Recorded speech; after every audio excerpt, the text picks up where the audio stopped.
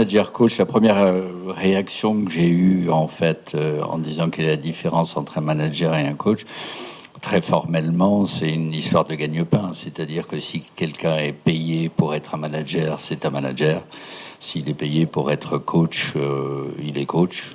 Et éventuellement, il y a toutes les variantes intermédiaires, c'est-à-dire que quelqu'un pourrait être manager et avoir une activité de coach à côté.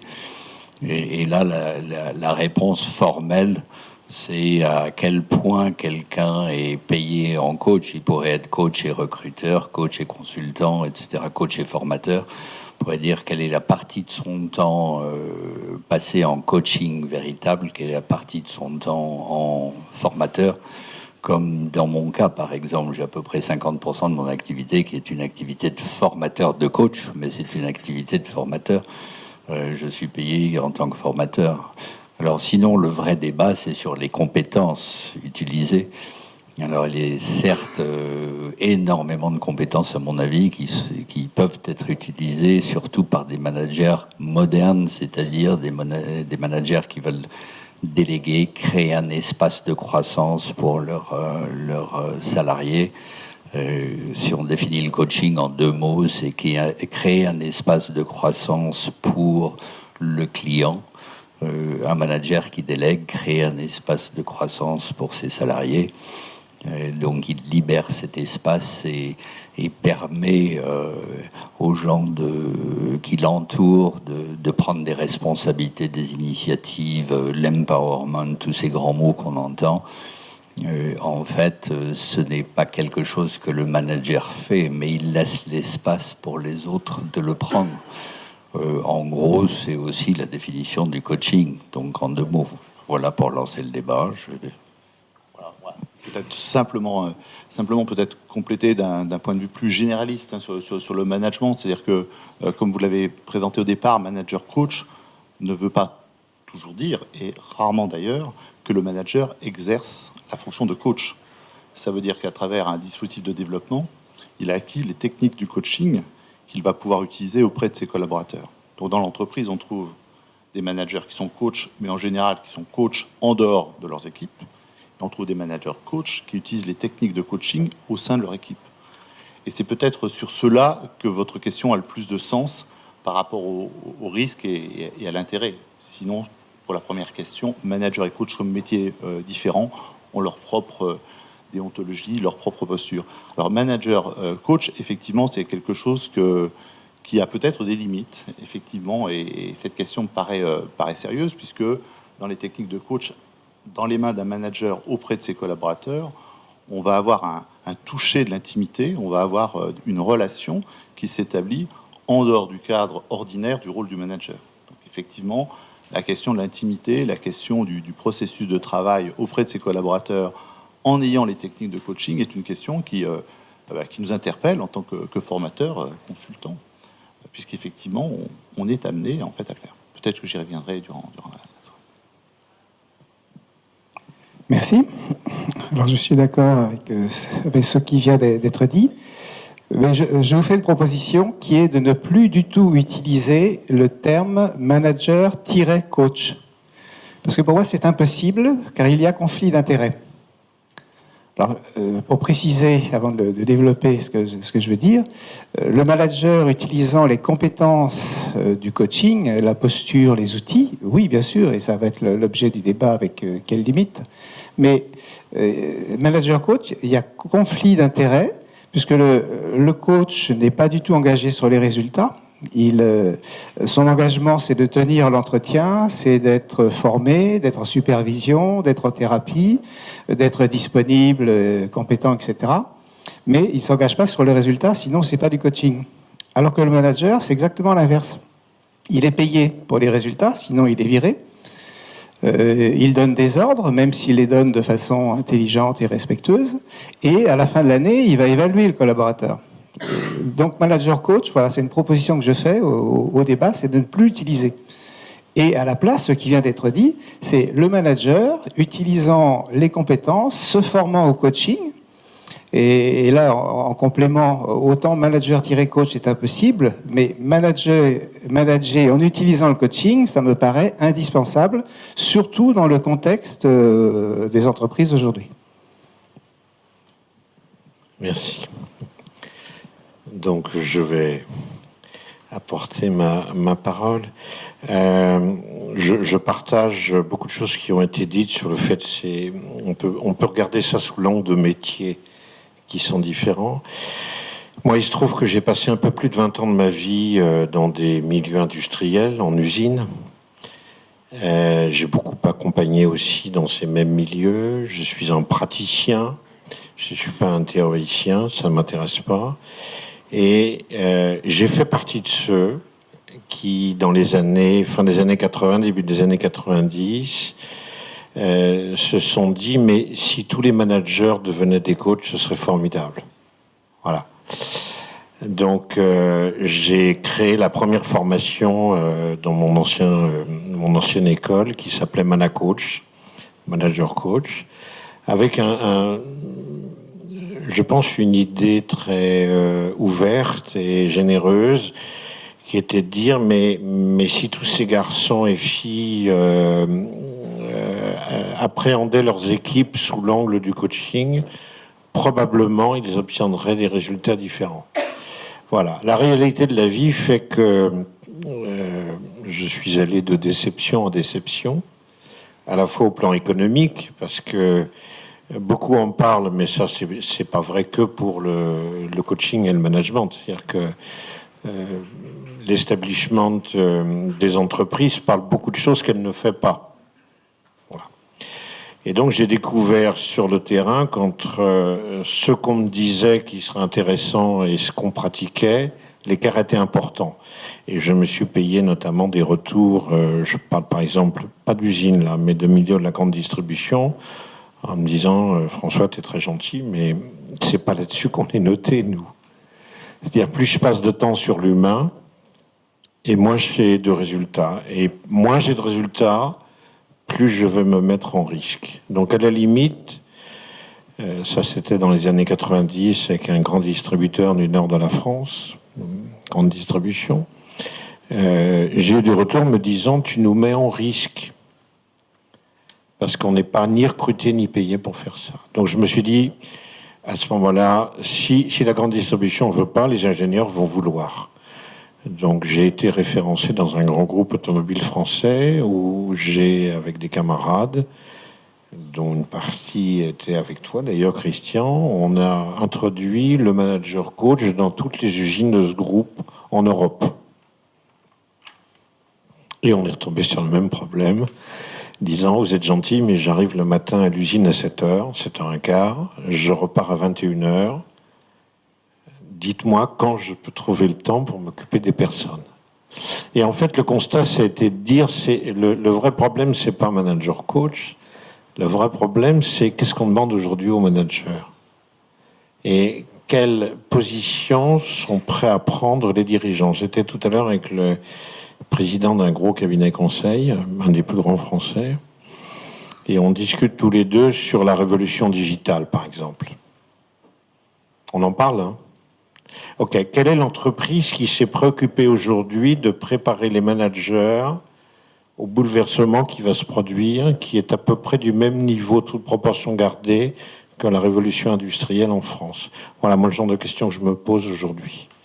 Alors, je suis comme mes camarades, j'ai pas de réponse, je tâtonne, je prends conscience que, alors, je serai plus restrictif, bien que dirigeant une école de coaching, j'ai envie de dire, si déjà les managers étaient préparés à l'intelligence de ce que c'est que la relation, c'est-à-dire à l'autre, voilà. Beaucoup d'entre vous sont des ingénieurs, alors il n'y a peut-être pas que des gazards dans la salle, 180 et quelques. Donc là, vous êtes très impressionnant par rapport à d'autres écoles d'ingénieurs qui n'ont que l'année avec une lettre de l'alphabet. Voilà. Qui d'entre vous, dans la formation qui a été la vôtre, en secondaire, donc au lycée, en prépa, dans les écoles, a pris du temps pour être préparé à encadrer des personnes? Voilà, c'est ça la question que je regarde moi. et sur laquelle je n'arrive toujours pas à avoir de bonnes réponses. Voilà, je ne suis pas inquiet pour les coachs. Je pense qu'on est un certain nombre à les former avec nos différences très correctement, de belle manière. Mais je suis beaucoup plus préoccupé par les bouleversements aujourd'hui qu'on traverse dans l'entreprise et la non-préparation des personnes à ces bouleversements. Ça veut dire en clair, par exemple, que les coachs que nous formons reçoivent aujourd'hui une souffrance au travail que les clients expriment qui n'existait pas il y a 15 ans. Voilà, qu'est-ce qu'on fait? Donc il y a deux manières de faire notre métier en entreprise. Il y a la manière qui est la manière de l'autruche, qui est de dire on me pose un problème, j'apporte une réponse et je gagne très bien ma vie avec. Et puis une autre manière qui est de se dire ok, j'ai besoin de gagner ma vie. Dès qu'on est indépendant, il faut qu'on aille chercher du chiffre d'affaires. Et en même temps, c'est à quoi ça sert ce que je fais et pourquoi je le fais. Merci, je veux bien continuer, mais en tant que coach, quelle est la question?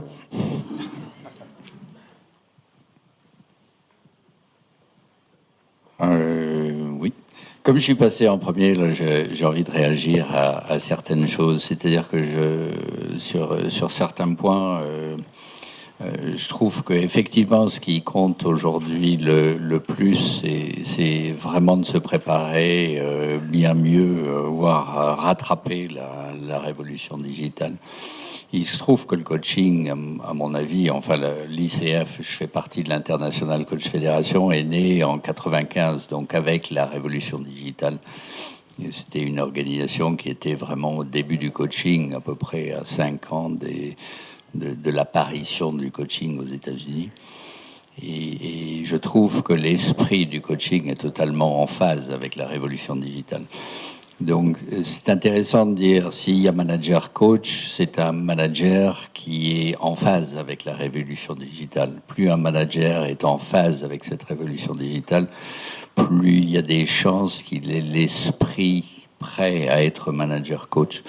Plus un manager est en phase avec la révolution industrielle, je dirais, qui travaille en usine, par exemple, plus c'est difficile. Éventuellement, entre les deux, il y a la révolution humaniste, c'est-à-dire les métiers de service, etc. Là, il y a des managers qui sont un peu à cheval entre ces deux révolutions. Mais la révolution actuelle, c'est la révolution digitale qui change le monde entier de façon à la fois lumineuse et complètement dans l'ombre. On pourrait dire que, d'une certaine façon, ISIS, c'est le côté obscur de la force de la révolution digitale. C'est-à-dire qu'ils sont en crowdsourcing, il n'y a pas de centre, ça se passe complètement d'une façon réseau dispersé, etc. Ils ont vraiment épousé, on pourrait dire, le management façon digitale, complètement délégué et émergent, mais dans un projet noir, on pourrait dire.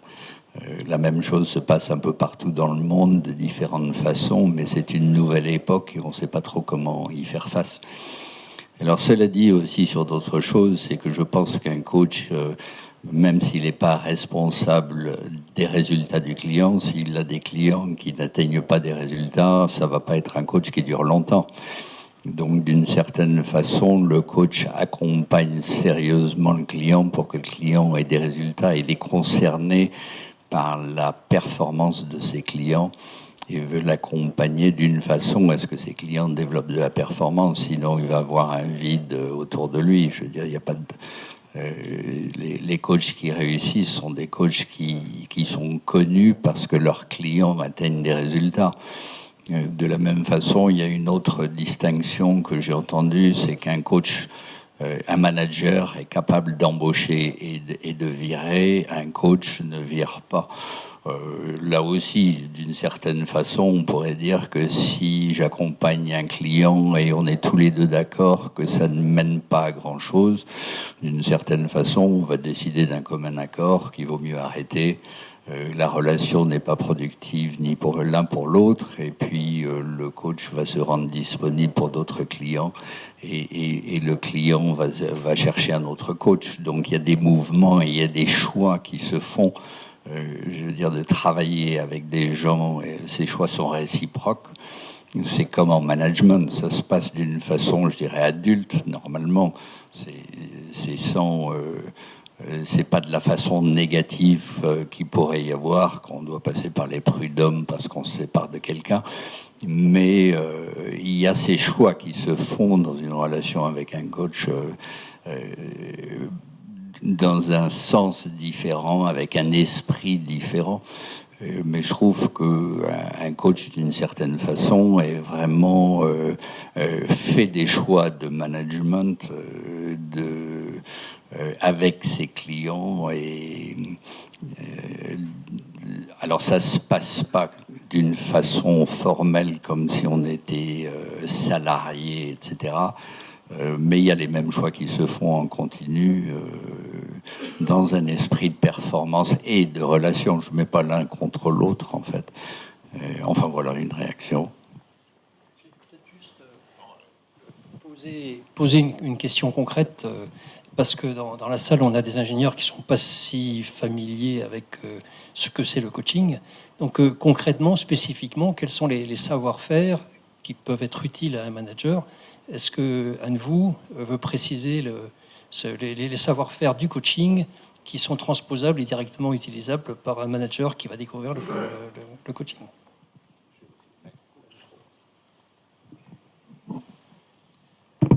Alors, pour moi, le manager qui désire pratiquer le coaching, en encadrant ses collaborateurs, ses équipes, il doit avoir une croyance qu'il habite, c'est que le collaborateur a en lui les ressources pour résoudre les situations qu'il rencontre. Et le collaborateur, c'est la même croyance, il doit avoir lui-même les réponses aux questions qu'il pose à son patron. Parce que si le dirigeant ou le manager n'a pas cette croyance, tout ce qu'il pourra apprendre derrière comme outil relationnel, comme outil pour poser des questions, donner des feedbacks, faire des décentrages et adopter une position basse, etc., ce seront que des automatismes, et il sera une sorte de singe qui répétera des choses qu'on lui aura appris, mais il ne pourra pas véritablement accompagner son collaborateur et ses équipes vers l'autonomie. Alors, tout à l'heure, il y a eu un petit débat, parce qu'il y a une table ronde, il faut quand même qu'il y ait un débat, sinon, si on est tous d'accord... bon. Sur le résultat. Pour moi, le coach ne prend pas d'engagement de résultat, sinon il n'est pas coach, il est autre chose. Alors, il accompagne son client, coaché, peut-être vers la performance, mais à condition que ce soit à la demande de son client. Alors, moi, dans ma vie, je peux le dire maintenant, s'il y a des dérages dans la salle, je suis prêt à ouvrir le débat. 20% des personnes que j'ai accompagnées en coaching individuel ont quitté l'entreprise, qui donc m'a payé dans l'année qui a suivi l'arrêt coaching. Et c'était OK avec ça. Et d'ailleurs, quand je rencontrais les DRH pour avoir la mission, je leur disais, je leur annonçais ce qui allait se passer. Alors, ils étaient un peu surpris au début. Après, ils comprenaient très bien que, de toute façon, le collaborateur les aurait quittés. Enfin, le manager les aurait quittés. Donc, pour moi, voilà, c'est d'abord une question de croyance, de posture. Ensuite, sur les techniques elles-mêmes, là, je pense là que nous partageons les mêmes, c'est tout ce qui concerne la relation, c'est mettre en puissance le sujet, c'est-à-dire la personne, et non pas l'objet, c'est-à-dire ce qu'il fait, les réponses qu'il doit apporter. C'est s'intéresser à ce qu'il ressent, aux questions qu'il se pose. Et par rapport au digital, qui est le débat qui a été lancé tout à l'heure, effectivement, pour moi, c'est pas savoir comment on va faire, mais c'est remonter en amont. C'est qu'est-ce qui se passe, c'est comment collectivement, et là on parle de coaching d'équipe, de coaching d'organisation, et ça c'est véritablement le rôle des écoles de coaching et des coachs.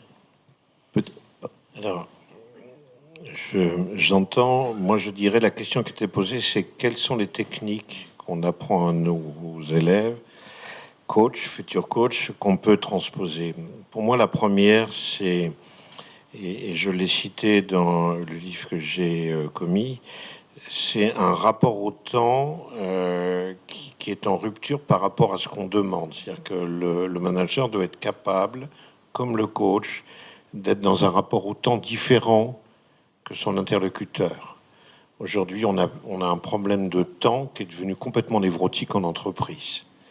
Quand j'ai démarré en usine, dans les années 70, à 5h30, le directeur de mon usine faisait le tour des bureaux, des grands bureaux, on appelait ça, et demandait qu'on rentre dans nos familles. Je sais qu'avec les générations Y, quand on dit ça, on nous dit il sort d'où. Voilà. Avant, c'était comme ça. Voilà. Aujourd'hui, quand un cadre que je côtoie est pris à 19h à quitter ou 18h30, on lui demande s'il prend son après-midi. Ça vous fait sourire parce qu'on a dû vous le dire. Voilà. Donc le rapport au temps, l'écoute, l'accueil de l'autre.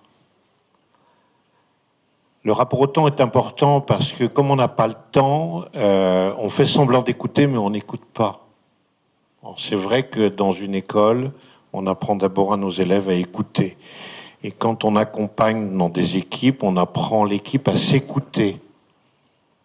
Parce que la plupart des équipes ne s'écoutent pas.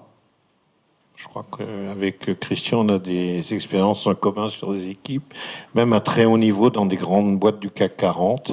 Voilà. Alors, ce que tu dis, Alain, quand tu évoques les différentes formes d'organisation, moi, je partage complètement pour les start-up. C'est-à-dire toutes celles qui sont sur le modèle qui aujourd'hui est devenu international, qui est Uber. C'est vrai que les startups sont très dans des systèmes multiformes, mais quand on est dans des boîtes du CAC 40, on est dans des modèles à logique d'obéissance, pyramidaux, voilà, avec beaucoup de silos, des BU, et donc on n'est pas dans le même modèle. Donc j'ai envie de dire, pour nous les coachs, travailler dans des modèles ouverts, c'est super parce qu'on a déjà fait le chemin. Voilà. Or, nos interlocuteurs managers ne sont pas forcément ouverts. La plupart de nos interlocuteurs managers sont cramponnés sur leur cadre de référence. Donc, on apprend à nos coachs à accepter le cadre de référence de l'autre. D'abord, il faut déjà le découvrir, il faut le comprendre et faire en sorte qu'on cohabite avec. Voilà. C'est pas parce que vous êtes dans la même équipe, c'est ça qui est très étonnant, quand on est dans une entreprise depuis très longtemps et qu'on discute, nous, avec de l'extérieur avec les gens, ils ne se rendent pas compte qu'ils sont devenus l'entreprise. C'est-à-dire qu'ils existent à travers leur entreprise. Voilà. Et quand je travaille à la SNCF et qu'on me dit qu'on est une seule et même entreprise, moi qui suis intervenant depuis très longtemps, je sais que c'est faux. Il y a plusieurs entreprises dans cette entreprise, avec des codes, avec des cultures, et une caractéristique que m'avait confié un directeur de région. Il m'a dit, François, vous faites un travail merveilleux, mais il faut que vous sachiez que la particularité de notre entreprise, c'est la capacité à refuser tout changement. Voilà. Donc on apprend aussi à nos coachs et aux managers qu'on accompagne à évoluer dans du changement, évoluer dans des transitions qui se font pas toujours facilement. C'est plus facile à dire qu'à faire. Voilà. Le débat de la performance que tu introduisais et que vous repreniez, pour moi, c'est le débat du coach, quelque part. Et on peut ne pas être d'accord. Moi, je suis d'accord avec Alain sur le fait que quand je coach un dirigeant et que je ne suis pas capable de l'accompagner en performance, il ne me garde pas. Voilà. Quand je coach des cadres supérieurs ou cadres moyens, je peux ne pas leur parler de performance. C'est pas un problème, puisque leur problème à eux, je vais vous le dire simplement, quand vous êtes en usine, vous avez un chef d'équipe devant vous, une partie d'entre vous probablement connaissent le milieu des usines. Quel est le premier problème que rencontre un chef d'équipe? C'est installer son autorité sur l'équipe. Surtout s'il vient de l'équipe ou du même atelier.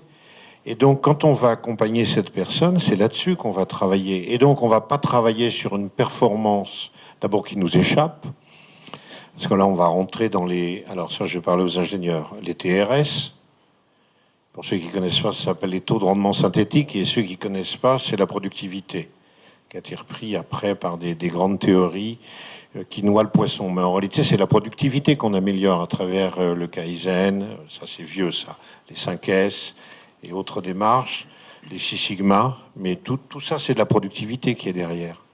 Voilà. Et le problème de nos interlocuteurs, et donc des agents de maîtrise ou des jeunes cadres qu'on forme à ce moment-là, donc oui, il y a une vraie question, c'est quand on met manager et coach, qu'est-ce que ça dit à chacun d'entre nous? Voilà. Et je pense qu'on a des points de vue différents. Tu veux réagir, ou Christian? Peut-être un mot pour reprendre à ce que, voilà, on est dans une table ronde. Moi, je voudrais juste souligner, ouais, elle n'est pas ronde, hein. Je voudrais souligner un petit peu la trajectoire, parce que manager-coach n'est pas arrivé tout de suite, et je reviendrai à ce que j'ai dit sur la croyance. Il y a eu d'abord le manager situationnel, le manager transformationnel, il y a eu le manager-coach, mais aujourd'hui, il y a le manager authentique, le manager serviteur, qui sont d'autres tendances. Ouais, le manager agile. Qu'est-ce que ça nous a appris, l'arrivée du mot coach associé à manager? Ça nous a appris ce que vous avez dit. C'est-à-dire qu'au lieu d'être centré sur l'efficacité du processus, sur l'alignement entre la stratégie, l'organisation et les compétences, on devait s'intéresser à la personne. Donc, pourquoi les gens s'inscrivent dans des formations manager-coach? C'est parce qu'effectivement, ils partagent cette croyance qu'aujourd'hui, la question de l'efficacité ou de la performance est une question qui met en questionnement la dimension humaine dans l'entreprise. Et les techniques de coach sont une des techniques, pas la seule, hein, parce qu'il y en a d'autres. Moi, je rentre des États-Unis, le manager serviteur et le manager authentique sont tout à fait développés, et y compris dans des postures concurrentielles du manager coach. Mais le manager coach, qu'est-ce qu'il nous apprend? C'est ce que vous avez dit, je voudrais insister, c'est la centration sur la personne telle qu'elle est, et non pas dans un rôle professionnel, telle qu'elle est dans toutes ses dimensions. Et c'est vrai que le manager coach a du coup deux intérêts, mais je crois avec des limites. Je crois qu'on n'a pas tout à fait répondu à la question des limites. L'intérêt, c'est d'abord pour le collaborateur, avoir une écoute totale, un 360 degrés total d'écoute à travers son manager, qui à travers les techniques de coach est dans le questionnement et non pas dans la réponse. Ça paraît banal, ça ne l'est pas du tout. La plupart des salariés ont le sentiment de ne pas être écoutés, de ne pas être questionnés. Donc pour le collaborateur, avoir la chance d'avoir un manager formé aux techniques du coaching, qui n'est pas forcément coach, mais qui bénéficie de ces techniques, c'est avoir l'assurance d'être le centre de quelque chose, et non pas d'être l'acteur de quelque chose, ou de ne plus être seulement le contributeur. Ceci renvoie quand même à l'évolution du management. Je crois que le management a changé. J'étais d'accord tout à l'heure avec vous en disant le coaching porte sur une croyance sur le rôle de la personne. Je pense que le management n'est pas simplement sur la performance. Il est aussi sur faire émerger l'innovation et faire émerger les talents. Vous le savez, on a parlé de crise du management, on parle de l'organisation libérée sans manager. La question du manager, c'est la question de son rôle, de sa fonction. Et le manager coach est une réponse, mais c'est pas la seule. C'est pas la seule. Mais la réponse, moi je suis d'accord avec vous, c'est bien centration sur l'homme comme ressource qui dépasse son rôle dans l'entreprise et qui peut émerger à travers un processus de questionnement. Mais j'aurais envie de vous dire, par impertinence, c'est pas la fin de l'histoire. Il y a d'autres éléments concurrentiels qui s'activent, qui mettent en question ceci, mais ceci correspond à des tendances. Et je voudrais juste revenir sur la limite, c'est que la limite, c'est qu'il peut y avoir de la complaisance entre un collaborateur qui recherche à être écouté et un manager qui, parce qu'il bénéficie de techniques, est dans des logiques de questionnement. Il y a des limites à cette approche, et il y a des limites qui peuvent aussi nous questionner. Je voulais simplement recadrer par rapport à l'histoire du management, parce que ça n'arrive pas par hasard, ça arrive à un moment où la performance est liée au talent, est liée à l'initiative et l'innovation, elle n'est plus liée à la conformité dans des processus alignés. Ceci renvoie à la recentration de la personne, mais ce questionnement n'est pas fini. Essayer d'être bref, mais je voulais revenir aux outils. C'est-à-dire qu'on peut voir les outils du coaching d'une façon presque technique en disant il y a l'écoute, les questions, etc., etc. Et je trouve que c'est des outils très intéressants pour des managers que de vraiment les apprendre et apprendre à les appliquer dans le quotidien. Cela dit, je trouve que le plus grand intérêt du coaching, d'une certaine façon, c'est d'accompagner un changement de perspective et de cadre de référence.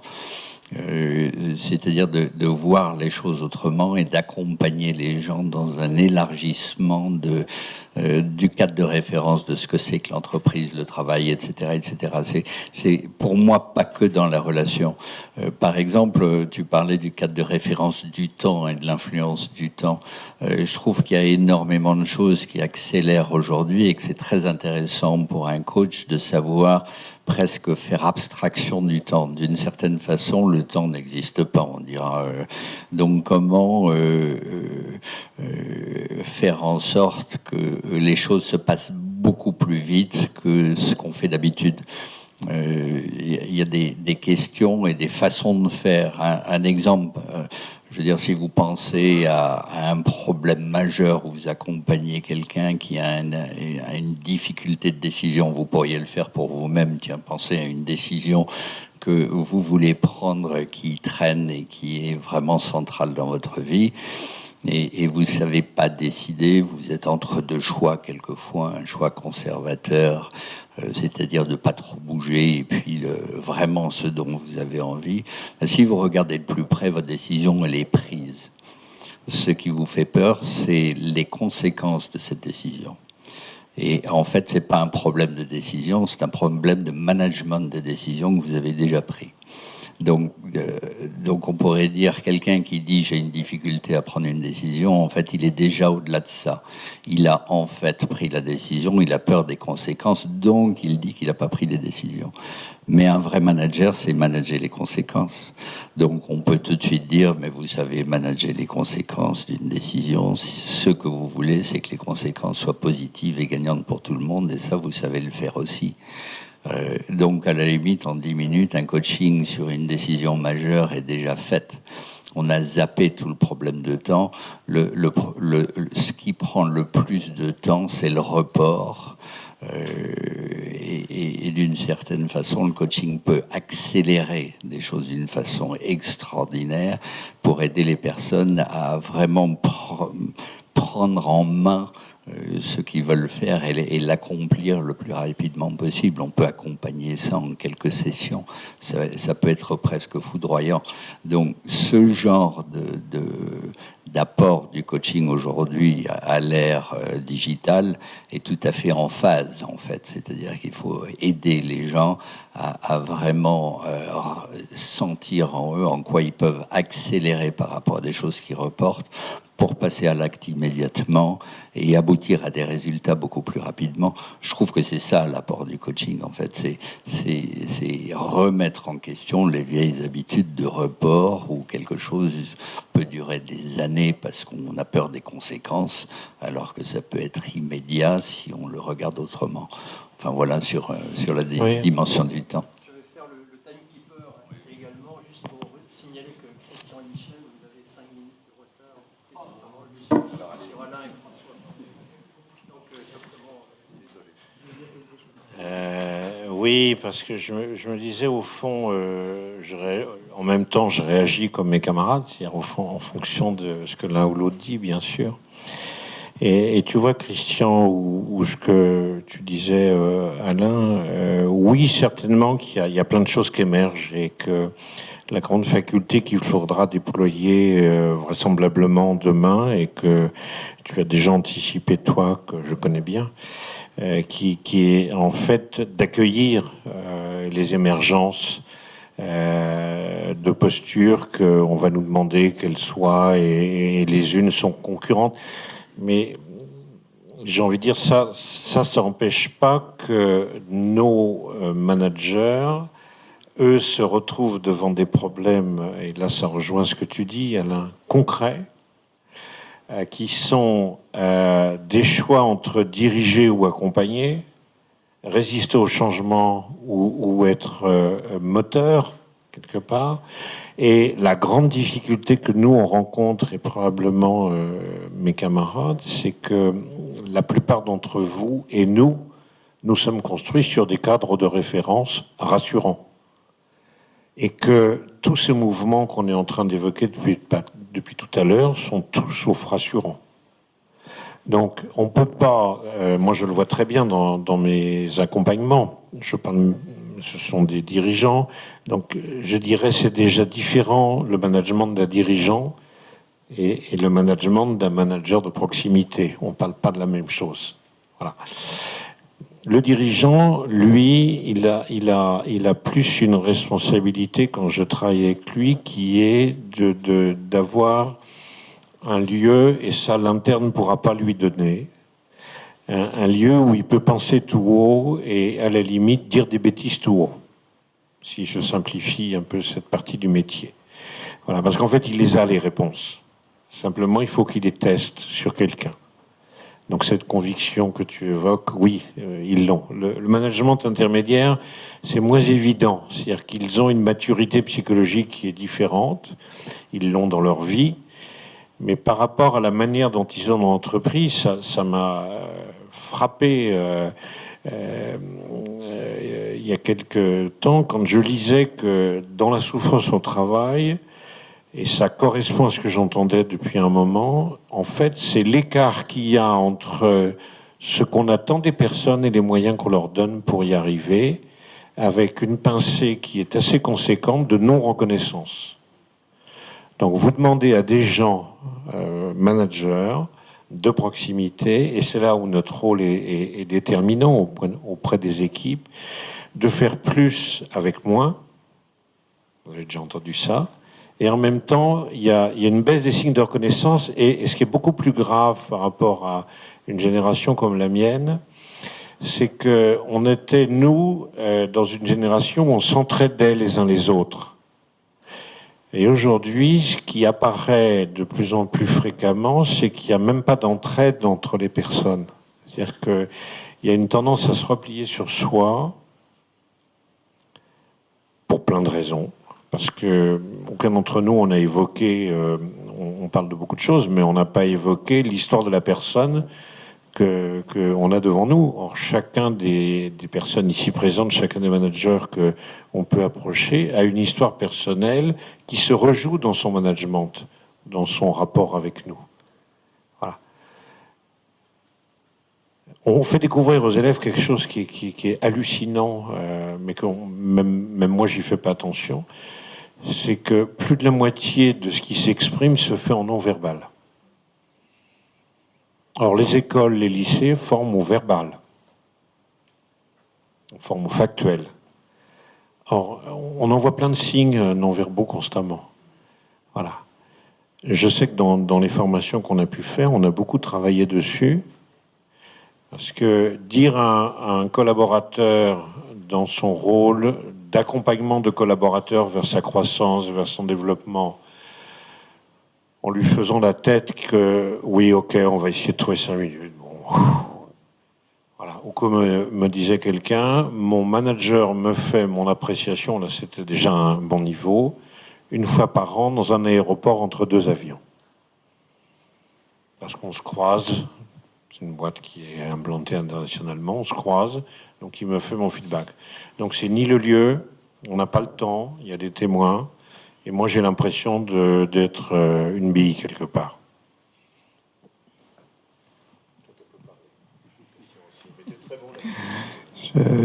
Je vais rattraper le temps, alors. Alors, je prends les derniers mots. J'ai l'impression d'être une bille pour mon patron. Et effectivement, c'est pour moi l'une des principales valeurs ajoutées du coaching utilisé par le manager.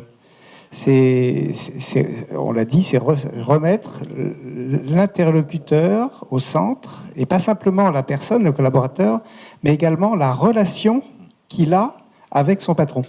Ce qui veut dire que le patron fait partie de la relation.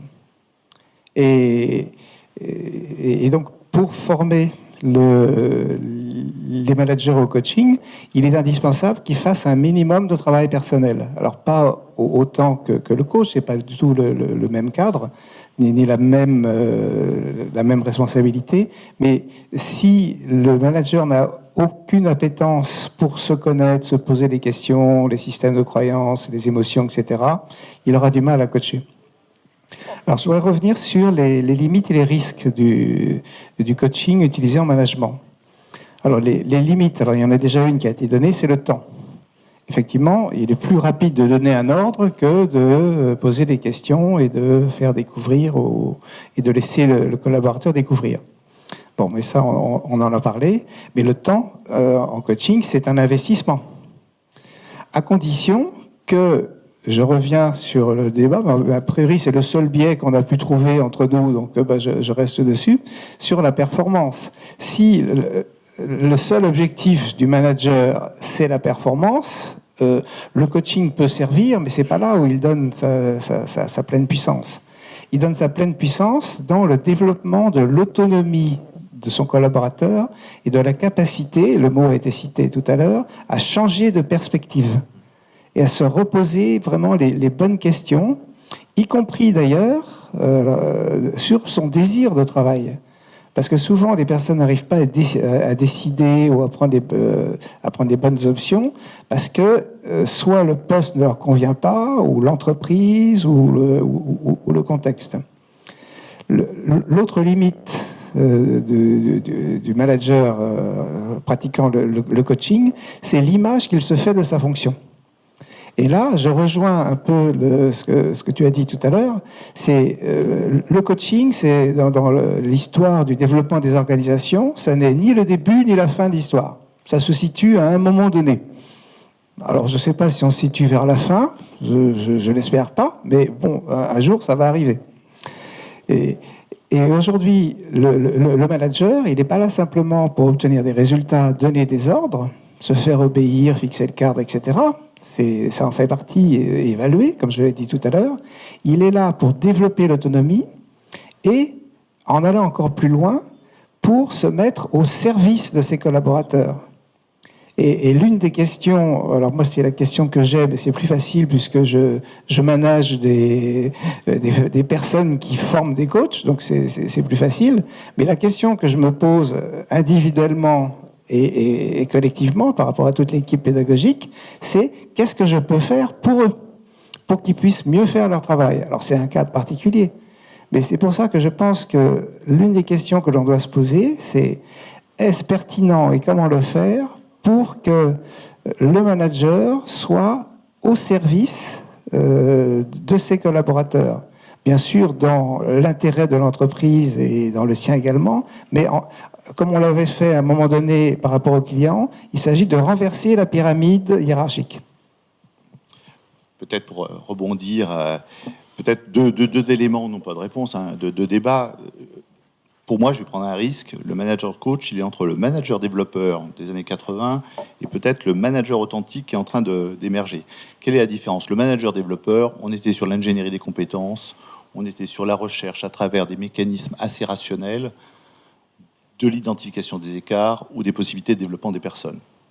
Ceci a largement satisfait la recherche de productivité dans les années 80 jusque dans les années 2000 parce que ça permettait effectivement un alignement des systèmes.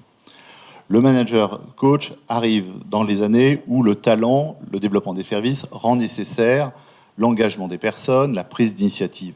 Et là, l'entreprise tout entière se recentre sur la personne en se disant que finalement, les ressources sont dans l'équipe, sont dans la personne plus que dans le processus.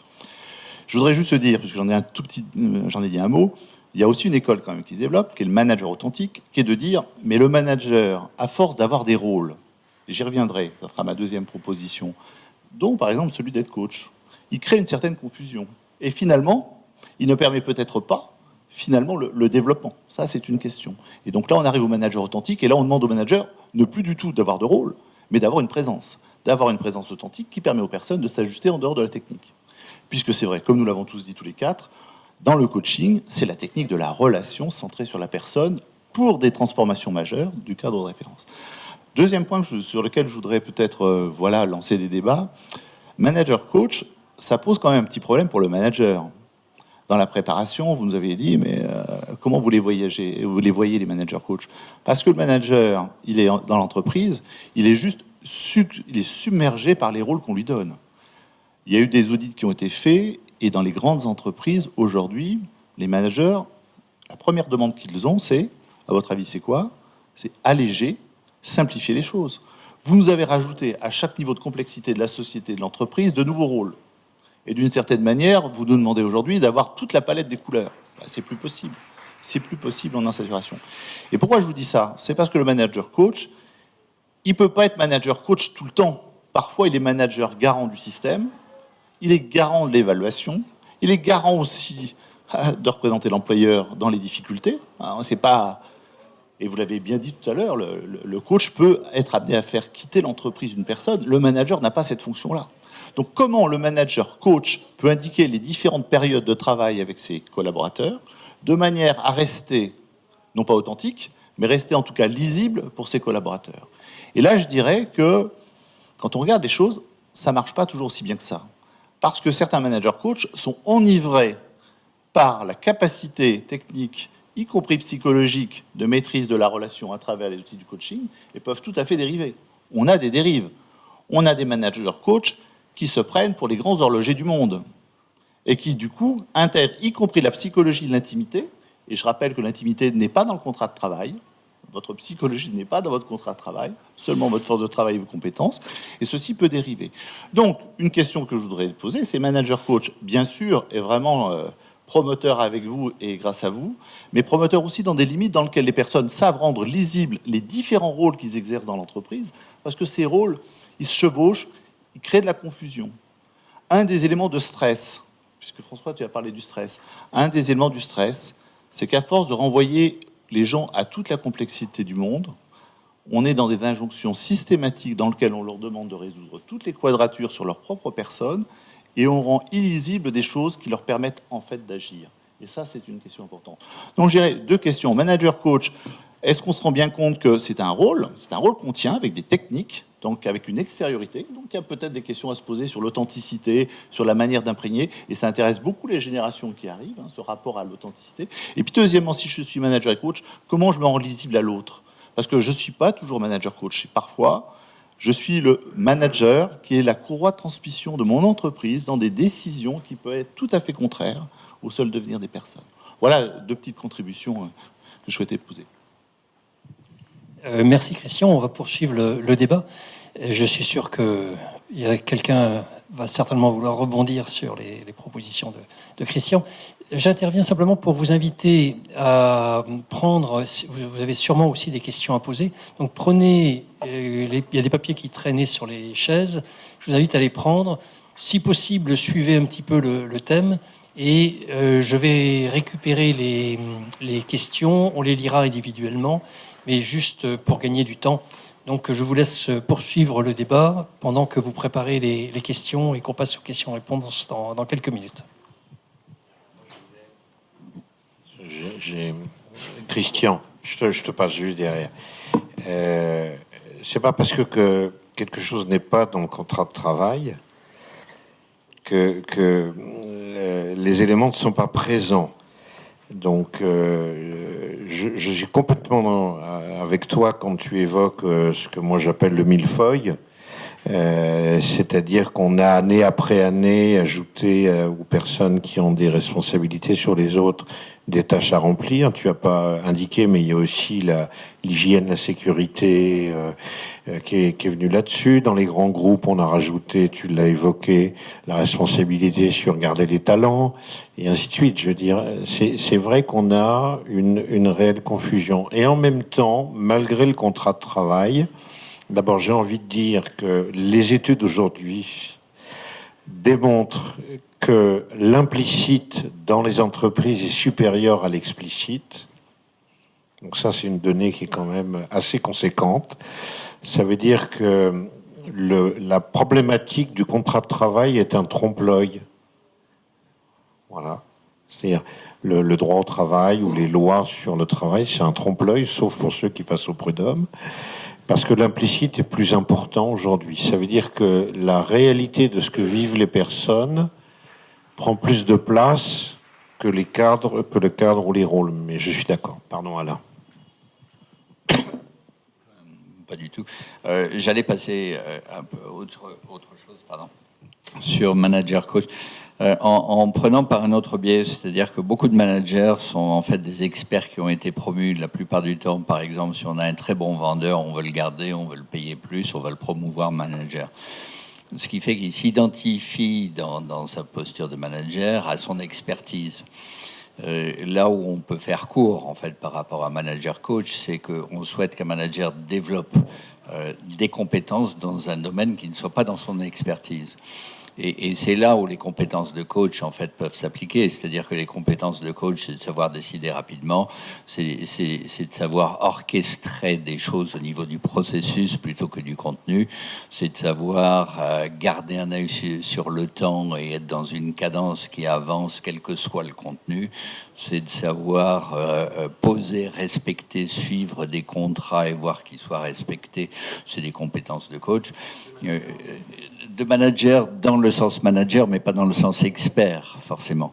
Autrement dit, l'expertise pour laquelle il a été promu ne le prépare pas à manager des personnes qui vont déployer cette expertise, qu'il faut qu'il lâche.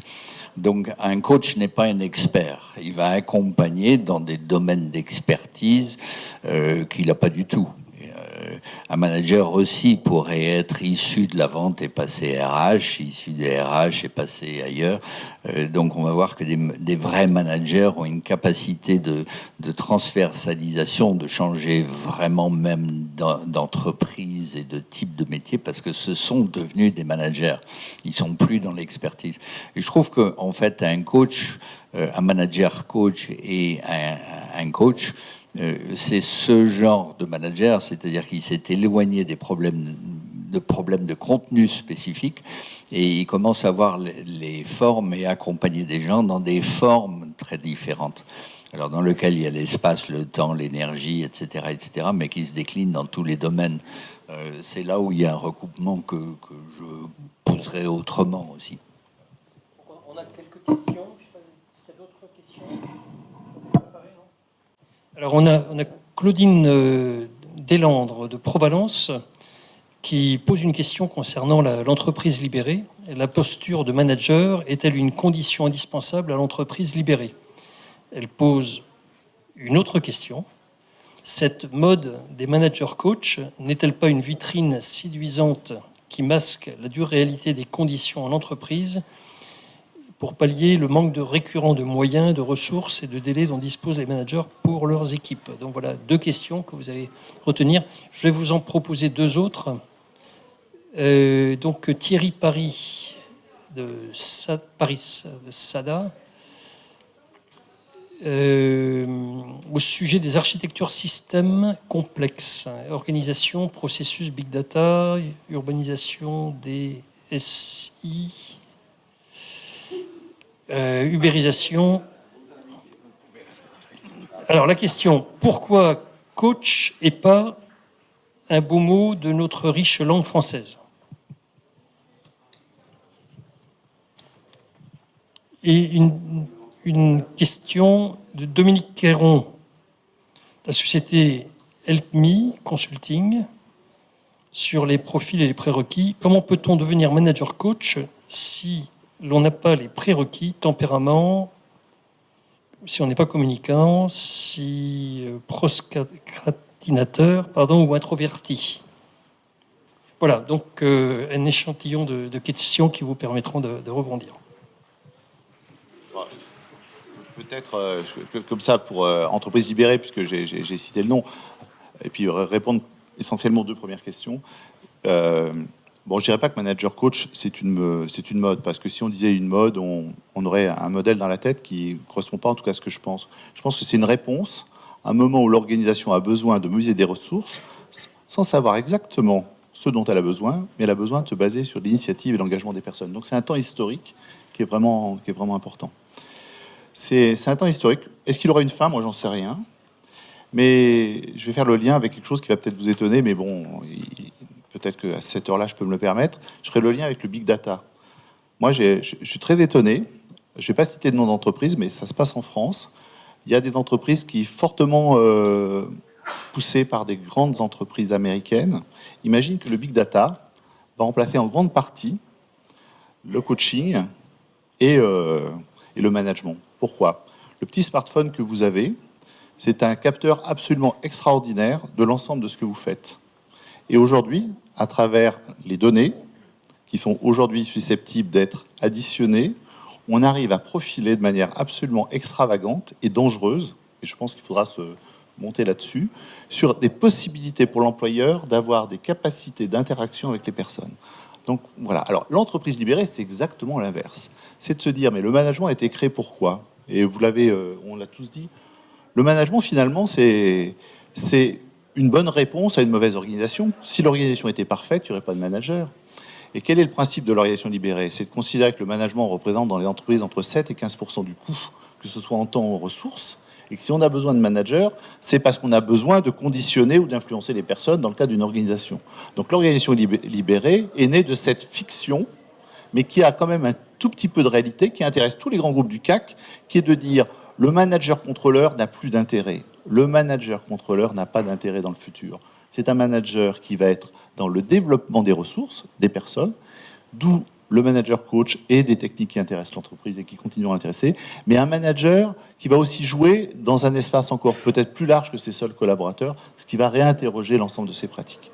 Voilà quelques petits éléments très ponctuels sur les nombreuses questions que vous avez posées en même temps.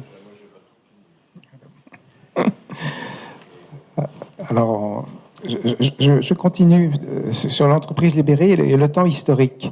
Parce qu'effectivement, je crois que nous sommes assez d'accord sur quels sont les outils, les qualités que l'on doit acquérir. Mais pour moi, je répète qu'il est indispensable que le manager se forme à ce qu'on appelle le coaching. Alors, quand des clients n'aiment pas le mot coaching, je leur parle d'accompagnement. Donc pour moi, et là ça passe très bien. Donc par rapport à l'une des questions posées, le coaching, c'est accompagner des personnes, des équipes, des organisations. Alors, l'une des réponses a été donnée par Alain, c'est pourquoi faut-il se former aujourd'hui? C'est que le manager, de plus en plus, va encadrer des personnes dont il ne maîtrise pas le métier. Alors qu'avant, on avait un métier et on montait dans la carrière. Aujourd'hui, ce n'est plus le cas. Une autre raison, c'est que c'est le management à distance. Nous travaillons, pour la plupart d'entre nous, dans des groupes multinationaux. Et les équipes que nous encadrons sont en Extrême-Orient, en Californie, en Afrique, etc. Donc, donner des ordres, ça n'est plus possible. D'autant plus qu'on ne connaît pas les cultures des personnes. Et on connaît encore moins leur intimité et leur psychologie. Donc, le coaching est l'une des réponses pour pallier les difficultés du management à distance. Il y a également les générations Y et Z qui ont d'autres attentes et le coaching leur permet aux managers de mieux encadrer. Puisque si vous avez des ados, vous savez très bien qu'en tant que parents, ils ont horreur des réponses que vous leur donnez, mais si vous leur posez des questions, là, vous pouvez capter leur intérêt. Donc pour moi, aujourd'hui, dans le temps historique, se former, c'est indispensable. Alors c'est ce qu'on appelle les soft skills, mais on n'est plus des sachants. Et le mot a également été prononcé, sachant et expert. Et aujourd'hui, se mettre dans une posture où nous n'avons pas la réponse, eh bien, ça nous permet de travailler notamment, ce qui est pour moi l'une des principales qualités du manager, c'est d'être à l'aise avec l'incertitude. Puisqu'il y a une certitude aujourd'hui, c'est que l'incertitude va augmenter. Et parfois de façon exponentielle. Donc autant s'entraîner. Et là, le coaching a un rôle, une valeur ajoutée importante.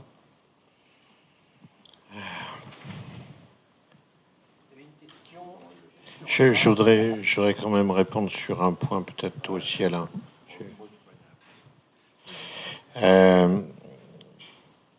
Moi, la question que je te pose, je nous pose, c'est combien d'entreprises en France sont des entreprises libérées aujourd'hui? 0. Beaucoup en parlent, mais pratiquement personne prend le risque de développer une structure où il n'y a plus de relais intermédiaires. Donc, je suis d'accord avec ce que tu dis.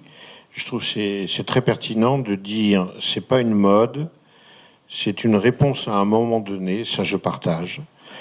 Et que la seule chose dont je suis certain, je crains Big Data comme toi, mais la seule chose dont je suis certain, c'est que quoi qu'il arrive, on a devant nous des personnes, quel que soit leur parcours, quelle que soit leur histoire, et que la vraie problématique qu'on a à traiter, et de plus en plus, c'est la question des personnes. Or, moi, ce que je constate, je suis désolé, je fais peut-être les troubles faits, c'est que plus j'avance, et moins je trouve, alors on en parle beaucoup plus qu'avant, mais plus j'avance, et moins je trouve que cette dimension est prise en compte réellement. Voilà. C'est-à-dire un vrai travail entre les personnes. Donc, c'est vrai qu'il y a des moments, j'ai des réactions épidermiques, parce que tu as été très soft et dans les questions, on parle d'entreprise libérée, mais beaucoup dans notre milieu construisent des réalités autour de la sociocratie, de la cratie, enfin je vous en parle, et des meilleurs. Et quelque part je me dis, mais est-ce que les consultants se font pas plaisir en fait à essayer de plaquer des cadres sur une réalité que pas plus que leurs interlocuteurs ils ne maîtrisent. Par contre, la seule chose qu'on peut maîtriser, nous, modestement, c'est la relation à l'autre. Voilà, c'est tout. Alain, tu as des choses... Alors, sur l'entreprise libérée, il y a une certaine façon de voir, qui est de dire c'est une phase intermédiaire, c'est-à-dire que ce qui se passe, en fait, c'est que petit à petit, tout le monde se met en indépendant externe. L'entreprise libérée, c'est une façon de dire il y aura toujours une entreprise quelque part, mais de plus en plus, et à la limite, un des résultats d'un coaching réussi, on pourrait dire, c'est que la personne quitte l'entreprise. C'est fou la quantité de personnes qui, suite à un coaching, se disent mais cet environnement me convient pas, il faut que je me prenne en main, etc., etc. Donc, d'une certaine façon, ça n'a pas échappé aux entreprises non plus, qui se servent du coaching comme un placement indirect, etc. Donc, je pense aussi que les questions que vous posez, c'est vous posez des questions comme si le coaching était une chose définie. À mon avis, il y a autant de coaching que de coach et autant de définitions de coaching, puisque la plupart des coachs sont des indépendants, ne travaillent pas dans des systèmes. Ils préparent en fait quelque chose qui va se passer de plus en plus. On le voit aux États-Unis, c'est qu'une grande partie de la population se met petit à petit à son compte en libéral, externe, etc. Monte à plusieurs métiers simultanés. Ne parlons pas de plusieurs métiers au cours d'une vie. Les mutations vont de plus en plus rapidement. Donc le coaching, on pourrait dire, est un genre de fer de lance de ce mouvement. Ce n'est même pas une profession, ça vient de devenir une profession légalement, donc ça n'en est pas. Dès que quelque chose est écrit, on est au-delà, hein, vous le savez. Donc aujourd'hui, le coaching est beaucoup plus un mouvement qu'une profession, et on pourrait dire la profession est le fer de lance de ce mouvement. Mais c'est fou la quantité de personnes qui disent je suis coach parce qu'elles se mettent à son compte, se prennent en charge, veulent accompagner un mouvement divers et variés, et d'autres dans leur professionnalisation et dans leur façon de se prendre en charge et de devenir indépendant de différentes façons. Mais c'est bon. Donc, tout d'un coup, je me dis, mais quand vous posez des questions sur le coaching, dans votre esprit, c'est comme si on avait une réponse unique. Mais on serait déjà, si on parlait entre nous pendant un moment, on verrait toutes les différences. Et si on était tous les coachs de France, il n'y aurait pas de réponse pareille. Hein. Ne soyez pas dans l'illusion qu'on a une idée très très précise, collective de ce que c'est. C'est beaucoup plus un état d'esprit un peu flou, dans lequel il y a quand même un certain nombre de compétences, etc. Mais le sens vraiment de ce que c'est que cette profession est encore un peu comme la révolution de l'information. On ne sait pas ce que c'est, on ne sait pas où ça va. On est à peine au début, à mon avis, du coaching, dans ce sens d'un mouvement. Enfin, voilà. Alors, j'ai le rôle ingrat de timekeeper également, donc je confirme que Alain et François sont très largement en avance en temps de parole sur Christian et Michel. Et donc voilà la priorité du micro pour nos deux intervenants du milieu. Il y a deux questions. Une que je répète, c'était tout à l'heure, comment peut-on devenir manager coach si on n'a pas les prérequis, c'est-à-dire si on n'a pas le tempérament, si on n'est pas communicant, si on est introverti. Une autre question, un peu dans le même domaine, comment faire acquérir les compétences de coaching et les techniques de coaching aux différents niveaux de l'entreprise, au niveau site, division, taille intermédiaire. Et d'autres questions que j'ai reçues également, d'une autre nature, c'est n'y a-t-il pas aussi la demande de l'employé dans l'équation ? Certains employés ne veulent peut-être pas être coachés par leur manager. Et j'ai pas cité tout le monde, désolé. Une question d'Armel Garnier, société Le Cèdre, qui demande à Monsieur Darvogne spécifiquement la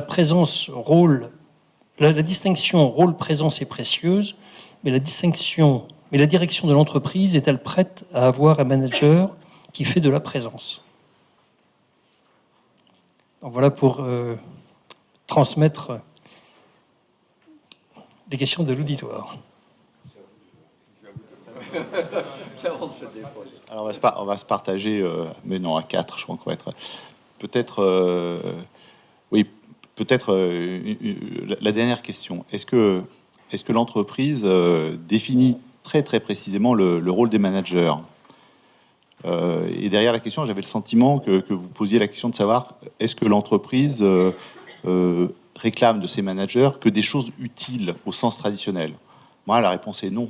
Moi, je pense que dans tous les parcours de développement des managers des entreprises qu'on conduit déjà depuis un certain nombre d'années, on n'attend pas du tout seulement des aspects fonctionnels liés à une vision logique, mécanique et rationnelle de la performance.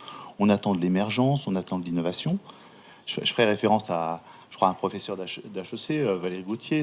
On attend même des managers qui soient des poètes. C'est-à-dire qu'en gros, tout le monde a la conscience aujourd'hui que le manager n'est pas la courroie de transmission, l'huile d'une courroie de transmission mécanique. C'est l'élément d'un système biologique dans lequel il doit être la respiration, l'oxygène et bien d'autres choses que ce qu'on lui confie. Ce qui pose d'ailleurs un vrai problème dans les profils des managers.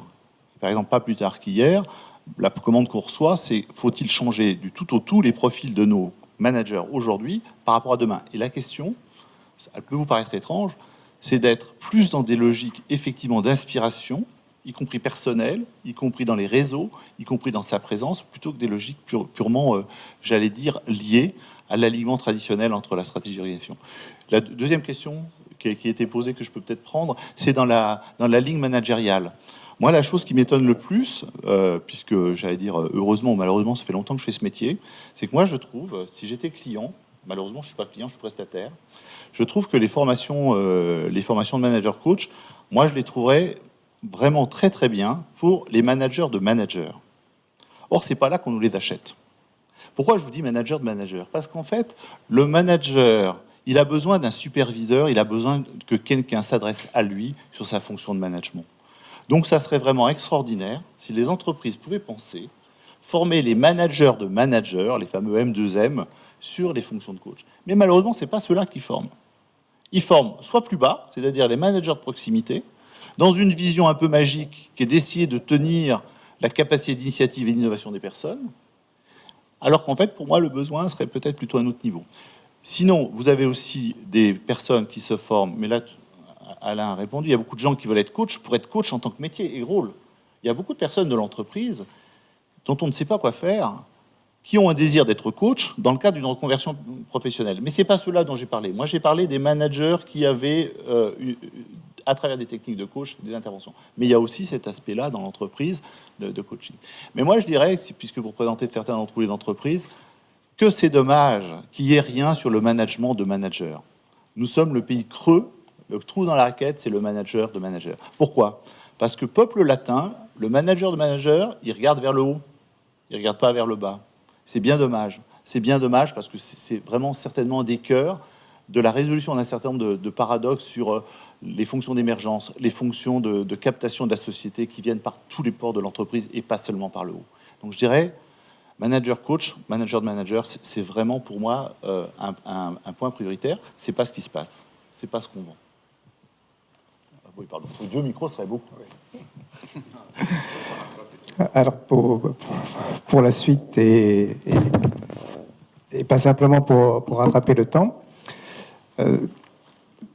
Je crois que ce qui émerge, c'est que se former au coaching, à la compétence relationnelle, à l'écoute, au respect, c'est ce qui devrait se développer, voire se généraliser dans l'entreprise et au-delà, la famille, l'école, etc. Mais pour que le coaching soit une vraie relation de coaching, ça fonctionne sur le volontariat. S'il n'y a pas de volontariat, il n'y a pas de coaching. C'est autre chose, mais ce n'est pas du coaching. Alors, il y a le volontariat du manager, et l'une des questions qui a été posée, c'est est-ce que chaque manager, chaque dirigeant peut coacher? Bon, ma réponse est non, mais c'est une réponse humaine. D'abord, certaines personnes n'en ont pas envie. Peut-être qu'elles pourraient le faire, mais elles n'en ont pas envie, c'est leur choix, et c'est totalement respectable, notamment dans l'esprit du coaching. Et d'autres peuvent avoir une incapacité personnelle, psychologique, à se centrer sur l'autre pour des raisons qui dépendent de leur histoire. Ça, c'est pour le manager. Maintenant, pour les collaborateurs, il est indispensable que si le manager propose une relation de coaching à un de ses collaborateurs, le collaborateur soit volontaire, d'abord ait compris de quoi il s'agit, ce qui est l'une des premières choses, et soit d'accord pour le faire.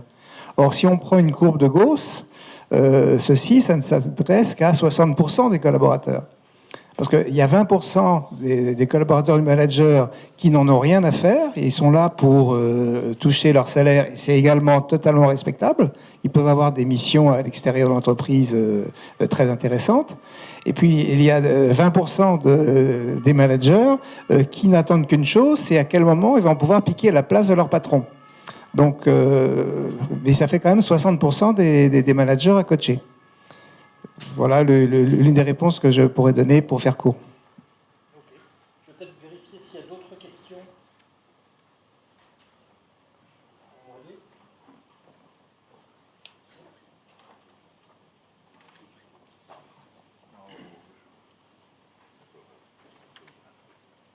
Alors, dans les questions il y en a encore. Merci.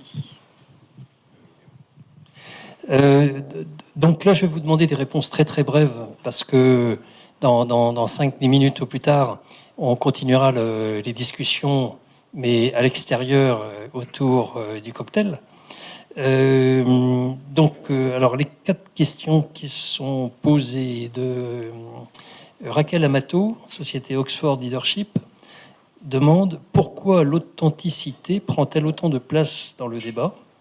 On peut être un manager authentiquement autoritaire, voire authentiquement harceleur.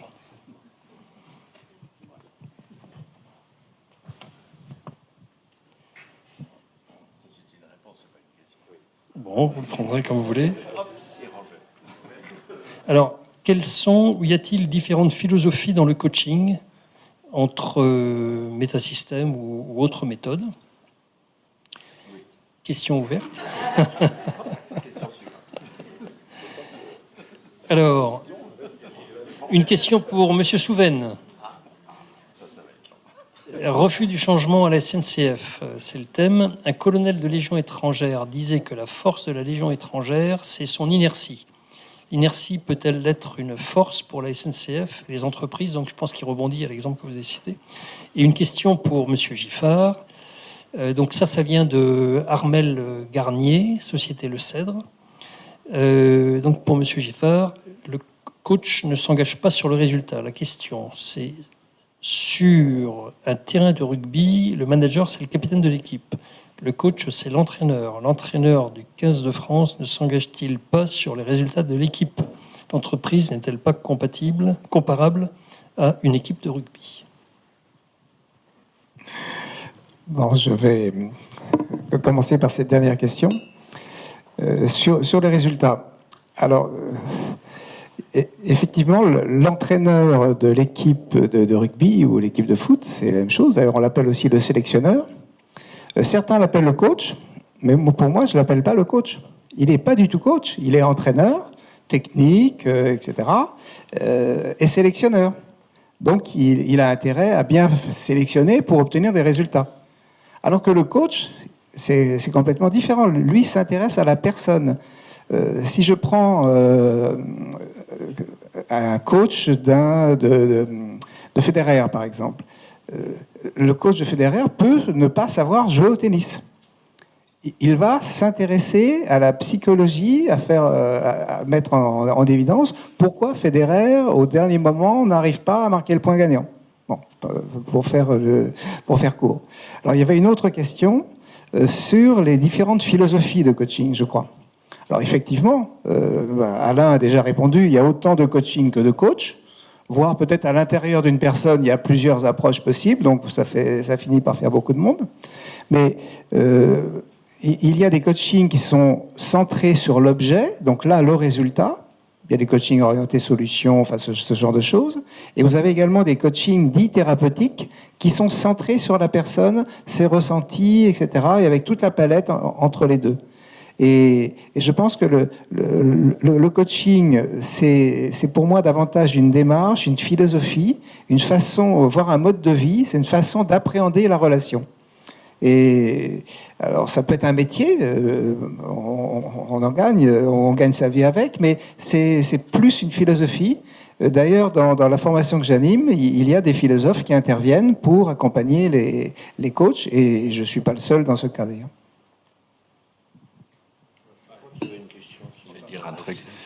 Attends, je peux rebondir rapidement là-dessus. C'est-à-dire, il faut aussi voir comment le coaching est utilisé ou voire instrumentalisé. Dans beaucoup d'organisations, le coaching sert à ne pas changer, en fait. C'est-à-dire que, par exemple, on pourrait dire la souffrance en entreprise est un symptôme de ce qui s'y passe.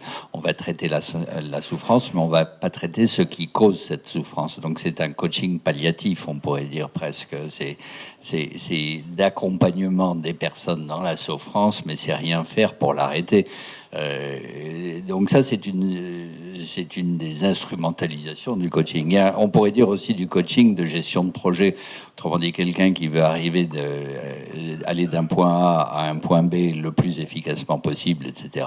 Donc il va prendre un coach pour réfléchir autrement, etc. Mais il a clairement une ambition définie, etc. Et c'est un coaching, on pourrait dire, de performance dans une gestion de projet. Il y a aussi du coaching de transformation, c'est-à-dire qu'il y a des personnes qui viennent avec une idée très vague et qui passent par une phase de transformation importante dans leur vie. Alors ça se passe à des âges précis, etc., etc. C'est encore un autre genre de coaching. Donc quelquefois, on va voir ces coachings différents faits par le même coach. Quelquefois, c'est des coachs qui ont des philosophies complètement différentes. Quelquefois, c'est des coachs qui attirent des clients très, très différents. Il y a vraiment toute une gamme de choses qui se passent qu'on appelle du coaching. Mais à mon avis, c'est vraiment très, très ouvert comme champ pour le moment. Merci. Merci Alain, je me souviens plus de la question pour moi. Je sais qu'il y a une question pour moi. Le refus du changement à la SNCF. À l'inertie. Alors, je ne sais pas si ce colonel a eu une grande carrière, et je ne sais pas si c'est la vraie force de la Légion. C'est pas l'image que j'ai de la Légion. Il faut se souvenir que jusqu'il y a encore très peu de temps, c'était les majors de Saint-Cyr qui faisaient la Légion. Oui, les officiers étaient recrutés sur les majors de Saint-Cyr. Je ne sais pas très bien répondre à la question. Je sais simplement, pour mon parcours à la SNCF, que je ne suis pas ingénieur, bien sûr, de formation, qu'il faut une force énorme pour faire décoller une locomotive. Ça, j'ai me souvenir de ça. Il faut une puissance terrible pour que la locomotive commence à démarrer. Moi, j'ai plus envie de dire que c'est pas de l'inertie que j'ai rencontrée. Je serais plus proche de ce que tu disais, Christian. C'est une entreprise qui est tellement cloisonnée, à l'époque où j'y ai travaillé, j'y ai pas travaillé récemment, que c'est de la résistance qu'on recevait. C'est-à-dire que c'est une incompréhension, c'est de la confusion au niveau des messages qui donnait ce genre de réaction. Après, il y a ce que tu dis, Alain, qui est le coach, oui, peut refuser. Ok, à condition qu'il gagne très bien sa vie ailleurs. Voilà, parce que des coachs qui gagnent très bien leur vie, on est très peu sur le marché. Tu en fais partie, moi aussi, en tant que praticien. Mais la plupart prennent les contrats pourris, ainsi que les cabinets, souvent, c'est-à-dire savent que c'est pas très OK d'accompagner quelqu'un avec une demande qui est une fausse demande. C'est vrai que le coaching, très honnêtement, quand on connaît ce qui se passe au niveau des tops, ça coûte moins cher que d'appeler un cabinet de chasse de tête pour faire en sorte qu'un de ses collaborateurs dégage. Si vous connaissez, c'est une des techniques. Vous êtes surpris, vous avez un coup de fil d'un chasseur de tête qui vous propose un poste. Ce que vous ne savez pas, c'est que ce coup de fil a été préparé et ça coûte très cher. Le coaching est objectivement moins cher. Moi, je vais surtout je vais revenir sur un point qui est au centre du travail qu'on peut faire, nous, à l'école. J'ai été frappé depuis des années par le nombre de personnes qui arrivent le premier jour en disant « j'ai envie de donner du sens à ma vie ». Voilà. Et l'apport qu'on peut faire, et ce qu'on constate, nous, c'est que que ce soit des professionnels ou des gens qui vont s'installer, que ce soit des gens qui restent en place, le retour qui moi, me touche toujours beaucoup, c'est de dire « vous m'avez permis de me rencontrer ». Vous m'avez permis de donner du sens à ma vie, c'était la question que je venais chercher. J'ai une réponse, et la réponse, elle est en moi. Vous m'avez redonné de l'espoir, vous m'avez redonné des capacités. Et je me dis quelque part, quel que soit ce qu'ils vont en faire après derrière, et c'est un petit peu ce qu'on a aussi vécu, parce que je vais revenir sur un dernier exemple qu'on a vécu, toi et moi, Christian, sur les limites qu'on peut mettre au métier. Ça, déjà, entendre des gens qui me disent j'ai pris contact avec moi et du coup, je vais être autrement dans la relation à l'autre, je me dis on a un peu progressé. Le reste, très honnêtement, parfois, les gens du métier que nous sommes, on n'a pas plus de réponses que les questions que vous posez. Voilà. Alors, je vais reprendre un point parce que quelquefois dans ma vie, il m'est arrivé d'être avec les conséquences financières importantes que ça peut avoir. Parce qu'on a fait un contrat avec tes équipes dans un géant de l'agroalimentaire français, dont la commande était de former, alors c'était pas dit comme ça, mais c'était très proche de rôle de coach, de manager, l'ensemble des directeurs généraux, c'est-à-dire 120 personnes de ce groupe. Voilà. Mais ils sont assez gros. Et le retour qu'on s'est pris avec les intervenants, c'est très sympa ce que vous faites, mais au-dessus au COMEX, ils ne le font pas avec nous. Est-ce que vous pourriez aller leur dire ce que j'ai fait? Donc j'ai pris la tête comme c'est moi qui avais le projet en conduite, je suis allé voir le président en disant il y a un problème, c'est que vous ne pouvez pas demander à vos directeurs généraux ce que vous ne faites pas vous. Voilà. Et il nous a baladés pendant 2-3 mois, jusqu'à nous coller un séminaire, vous ne me croirez pas, mais je vous le dis quand même, le 15 août à Biarritz, chez lui. Donc on libère les équipes, et le 13 août, on reçoit un coup de fil nous disant « Désolé, le séminaire n'aura pas lieu ». Donc j'ai demandé à Christian, avec son accord, puisque tu étais déjà le DG de la structure, parce que ça allait coûter très très cher derrière, si j'étais autorisé à retourner voir le patron en disant qu'on arrêtait de travailler dans ces conditions. Voilà. Alors moi, quand la question est posée par les futurs coachs à l'école, c'est de leur dire validez votre éthique. Sachez que souvent dans la vie, quand on applique une éthique rigoureuse, on le paye très cher. Donc il faut être apte, je dirais, psychologiquement et financièrement pour prendre ce type de risque. Voilà. Je suis très fier d'avoir fait ça et je suis très heureux que Christian m'ait autorisé avec ses équipes à le faire. Parce que c'est aussi signifier aux clients qu'il y a des limites. Voilà. On peut faire plein de choses. Voilà, on peut se mettre une plume sur la tête, on peut travailler sur n'importe quel thème, mais à un moment donné, il y a des logiques qu'on n'a pas le droit, je trouve, dans notre métier. C'est souvent le problème qu'ont les managers, parce que quand on dit à un manager qu'il ne va pas dire dans une usine qu'on va fermer l'usine, il n'a pas le droit de le dire. Vous imaginez le cas de conscience de la personne, je ne sais pas si ça vous est arrivé, Mais c'est terrible de regarder après ses collaborateurs les yeux dans les yeux. Voilà.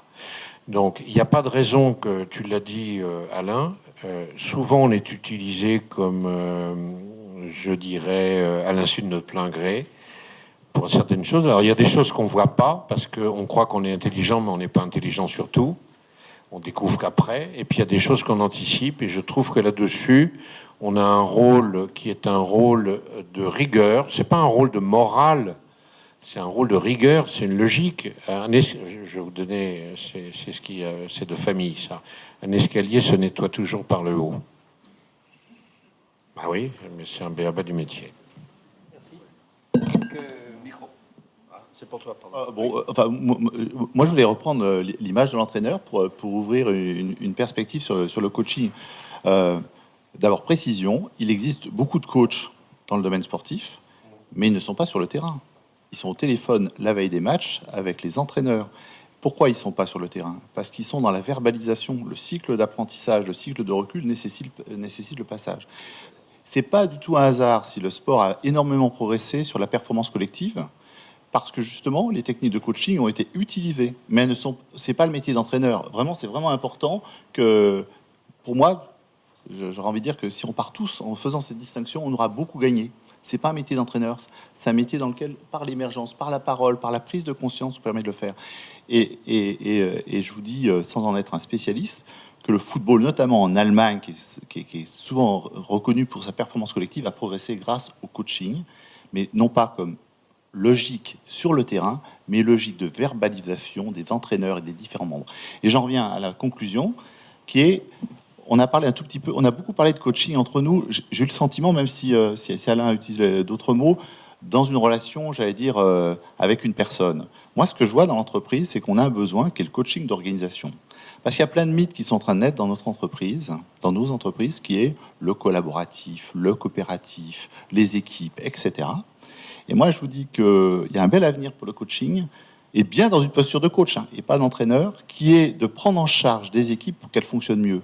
Parce qu'aujourd'hui, le plus grand des paradoxes, c'est que tout le monde est d'accord. Vous trouverez le mot coopération dans toutes les valeurs de toutes les entreprises du CAC, mais ça ne marche pas. Ça ne marche pas. Le collaboratif est une mode, et là, on est sur une mode qui ne marche pas, parce qu'on n'a pas encore inventé ou su utiliser des méthodes qui permettent en fait de progresser sur des apprentissages collectifs autour du collaboratif. Donc moi, je pense que le coaching d'organisation, je ne sais pas si c'est le bon mot, mais c'est un vrai avenir pour le coaching, parce qu'on est dans la mythification de dire que la performance va être collective, alors qu'en fait, on est devenu très individualiste et qu'on ne sait pas gérer des problèmes de dynamique d'équipe qu'on savait gérer il y a des trentaines d'années. Mais on ne les traitera pas avec la régulation d'équipe, on la traitera avec d'autres moyens. Et je pense que le coaching d'organisation est un beau boulevard pour le développement du coaching. Ça nécessite d'ailleurs peut-être de changer de technique, si je peux me permettre, puisque je suis le seul parmi cette table ronde à ne pas être, animateur d'école de coaching. Ça nécessite de s'intéresser non seulement à la relation de la personne avec l'action, mais de la relation avec les autres dans un fonctionnement d'équipe et du collectif. Donc ça amène une approche sociologique dans le coaching qui n'était pas toujours présente et qui pourrait être intéressante. Voilà, à mon avis, un beau business qui s'annonce. Merci beaucoup. Donc l'heure tourne et on va garder quelques minutes quand même pour discuter autour d'impôts. Je vais vous proposer, et le challenge maintenant, c'est d'être le plus concis possible, en un mot, en une phrase. Quel est le mot, la phrase de la conclusion de la soirée? Je suis tout à fait d'accord avec ce qui vient d'être dit, c'est-à-dire que beaucoup de coaching et peut-être beaucoup de notre discussion ce soir était autour du coaching individuel, et je trouve que les dimensions de système et d'accompagnement de système et de remise en question de système est très importante. C'est-à-dire que si vous changez une personne, ça ne changera pas le système, mais si vous changez un système, ça permettra à des centaines de personnes d'évoluer. Donc de le prendre du côté systémique est extrêmement important, je rejoins ça. Moi, j'aurais juste envie de retenir je crois qu'on partage à avoir nos réactions, on partage quelque chose qui était dans l'invitation, qui est la dimension humaine. Moi, je voudrais juste dire que cette dimension humaine, elle n'est pas donnée. C'est-à-dire que dans les systèmes de compétition aujourd'hui d'entreprise, le modèle qu'on défend, humaniste, y compris avec les techniques de coaching, c'est pas le modèle qui gagne partout. Et donc, va aussi falloir développer des logiques de militantisme pour défendre ce modèle. C'est un peu triste en fin de journée de dire ça, mais ce n'est pas vrai que toutes les entreprises rêvent aujourd'hui de coaching. Les systèmes de travail éclatés dont tu parlais font quand même pousser aussi par les entreprises. Donc il y a des formes d'archaïsme qui réapparaissent dans les entreprises. Donc moi je salue plutôt l'idée que cette communauté a mis sur la dimension humaine du développement, mais c'est pas un choix aussi banal qu'il l'aurait été dans les années 80-90. C'est un choix qui est vraiment à mettre dans le jeu de la compétition, qui n'est pas forcément le terrain gagnant. Les vieux commandants peuvent retrouver de l'efficacité, malheureusement, dans ce monde. Alors, comme il y a des coachs dans la salle, je leur confirme, ça vient d'être dit 2 fois, que là où le business se développe, c'est dans le coaching d'équipe et le coaching d'organisation, qui est une approche particulière, qui commence à être bien conceptualisée et à se développer. Donc voilà une confirmation pour les coachs. Moi le vœu que je formule, c'est que si on commence à se poser des questions sur la relation à 30 ans, 40 ans, voire davantage, je fais l'hypothèse que c'est beaucoup trop tard. Et alors là, je n'ai pas d'accès à l'éducation nationale, mais je ne vois pas comment, pendant 15 ans de vie scolaire, où j'ai baigné dans un paradigme où il y avait les sachants et les élèves qui faisaient de leur mieux pour apprendre, et que d'un seul coup, on leur demande de changer complètement de posture et de vision du monde. Et pour moi, il est beaucoup trop tard, et puisque ça rejoint le système, ça commence à 3 ans à l'école maternelle, et il y a des expériences qui existent, mais comment changer le système éducatif, et notamment français? Ça va être très dur pour moi d'être coach. Je vais faire un gros effort. Je voudrais finir sur 2 points. Le premier, c'est tant qu'on n'aura pas changé le modèle d'éducation dans lequel vous et vos collaborateurs sont formés, on n'arrivera pas à évoluer vers cette perspective où on prend en compte la personne, cette perspective humaniste. Et c'est pour ça qu'aujourd'hui, on a cet écart qui est constaté dans beaucoup d'entreprises. C'est-à-dire que oui, il y a des personnes qui ne sont pas faites pour s'occuper des autres. Oui, c'est pas parce qu'on a fait une grande école qu'on est forcément formaté pour s'occuper des autres. C'est la vie, c'est comme ça. Et donc les profils de demain ne sont pas forcément ceux qui aujourd'hui sortent des grandes écoles françaises, de ce qu'on appelle l'élite. Ça, c'est le premier point. Le deuxième, c'est que je suis tout à fait d'accord avec toi, Christian, sur le boulevard, mais moi je ne conçois pas ce boulevard indépendamment de la personne. C'est-à-dire que le système, pour moi, il existe parce qu'il y a des personnes dedans. Et donc, la prise en compte de la personne dans l'intelligence du système, pour moi, c'est ça la clé pour demain. Merci. Très bien. Merci beaucoup.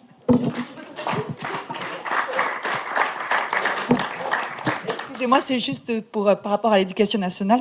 Donc, je travaille pour des centres de formation qui ne sont pas du tout l'éducation nationale. On forme les techniciens de l'industrie de demain.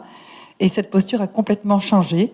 Effectivement, le sachant, tout a été inversé. Et c'est une transformation qui est en train de se faire. Elle est très compliquée, aussi bien pour les formateurs d'ailleurs que pour les apprentis, parce qu'ils arrivent de 3e ou après le bac et ils ont appris à rester en place. Et là, on leur demande de prendre de l'initiative et d'être acteurs de leur propre formation. Et c'est passionnant, mais c'est très, très, très compliqué. Et tout ce que j'ai appris avec monsieur Alain Cardon me sert beaucoup, effectivement, pour discuter, pour échanger avec les formateurs. Donc voilà, ça se passe par l'éducation, mais ça se passe à la FORP. Voilà, merci beaucoup. Merci beaucoup.